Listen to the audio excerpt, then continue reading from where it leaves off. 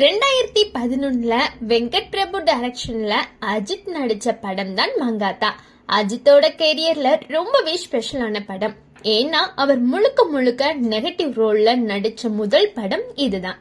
கூடவே அர்ஜுன், த்ரிஷா, பிரேம்ஜி, வைபவ், அஞ்சலி, ஆண்ட்ரியா, ராயலட்சுமி, மஹத் அப்படின்னு பெரிய ஸ்டார் காஸ்டியூமும் நடிச்சிருக்காங்க. யுவன் சங்கர் ராஜாவுடைய மியூசிக் வேற லெவல், சொல்லவே வேண்டாம்.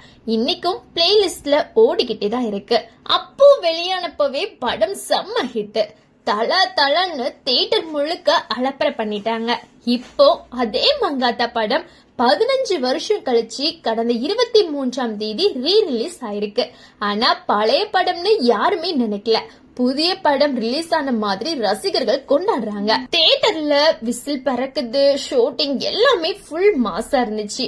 அதுவும் வசூல் பாருங்க, 4 நாள்லயே உலக அளவுல 17.5 கோடி ரூபாய்க்கும் மேல கலெக்ஷன் ஆயிருக்கு.